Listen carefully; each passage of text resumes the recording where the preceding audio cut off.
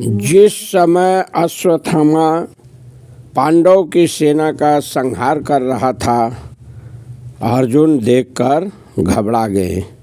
अर्जुन रथ को आगे बढ़ाएं और अश्वत्थामा के सामने ले जाकर कहने लगे, कहें, अरे मूर्ख, तुम्हारे अंदर आज जितनी शक्ति है, जितना विज्ञान, जितनी वीरता और जितना पराक्रम है, कौरवों पर जितना तुम्हारा प्रेम है और हम लोगों से जितना तुम द्वेष करते हो, वह सब आज हमारे पर दिखा लो। ऐसा कहकर कहें और कहने लगे, आजकल तुम बहुत उद्दंड हो गए हो। आज मैं तुम्हारा सारा घमंड दूर कर दूंगा। जब इतना वचन श्रोताओं अर्जुन अश्वत्थामा से कहें तो अश्वत्थामा अर्जुन और कृष्ण दोनों लोग पर बहुत क्रोधित हुआ। क्रोधित हो गया और वह कहने लगा, जो है ठीक है, तैयार हो जाओ। और वह सावधान होकर श्रोताओं रथ पर जा बैठा और आचमन करके उसने आग्नेयास्त्र को उठाया।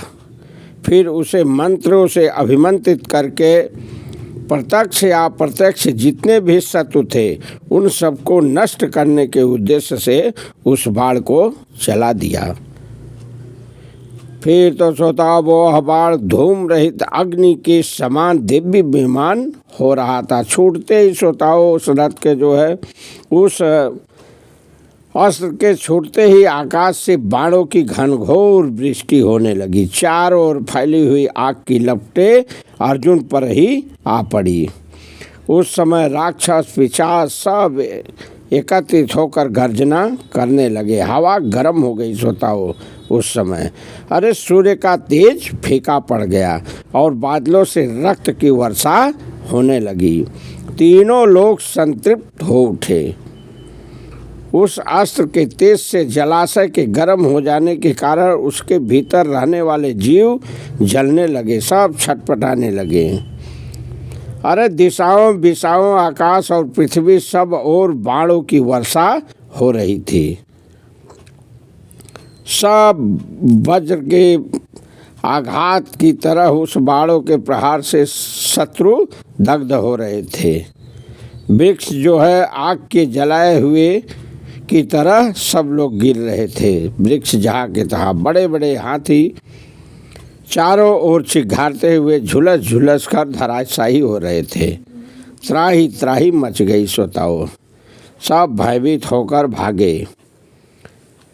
फिर जब ये सब देखने लगे अर्जुन को जो है बड़ा विस्मय हुआ।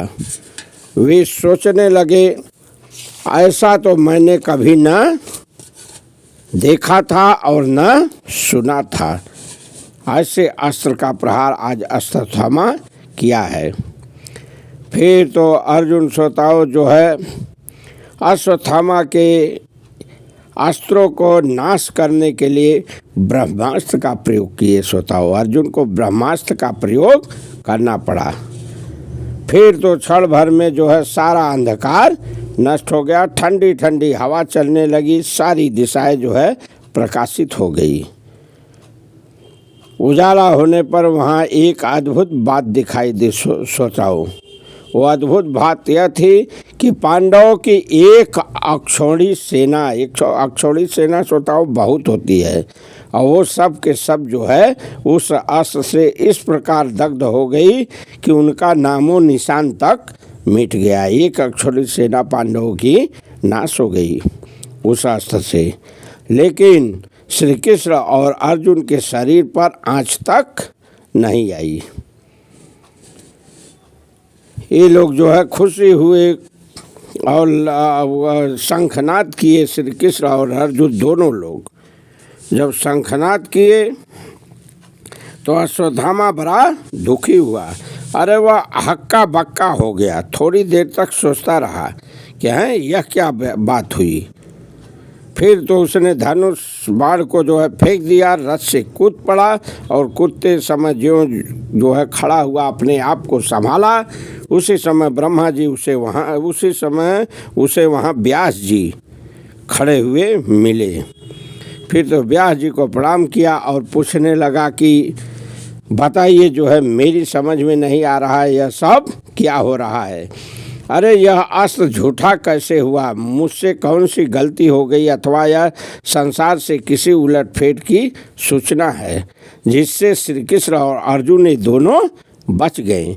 अरे मेरे चलाए हुए अस्त्र से तो असुर, गंधर्व, पिशाच, राक्षस, सर्प, यक्ष, मनुष्य कोई भी नहीं बच सकता था। ये कैसे हो गया, ये कैसे ये लोग बच गए। केवल एक अक्षौहिणी सेना को जलाकर मेरा अस्त्र शांत हो गया है, ये कैसे हुआ, आप बताइए। इस पर व्यास जी कहने लगे जो है, हंसे हैं और कहने लगे अरे ये दोनों कोई साधारण नहीं है। ये भगवान नारायण माया से इस संसार को मोहित करने के लिए जो है इस रूप में विचरण कर रहे हैं। अश्वत्थामा, नारायण के ही तप से महामुनि नर प्रकट हुए हैं और अर्जुन को तुम उन्हीं का अवतार समझो। अर्थात व्यास जी बताएं कि तुम इन दोनों लोगों को नर और नारायण का अवतार समझो। इस तरह से अश्वत्थामा को समझ में आ गया और फिर जो है अपने शिविर में चला गया। एक बार प्रेम से बोलिए नारायण भगवान की जय। तो श्रोताओं, यही कारण था जो है, इसीलिए दो लोग बच गए जो है, और बाकी सेना जो है एक समय जो है एक अक्षौहिणी सेना इनकी मारी गई थी। उस हमले में बहुत बड़ा आघात लगा था पांडवों को। एक बार बोलिए कृष्ण भगवान की जय।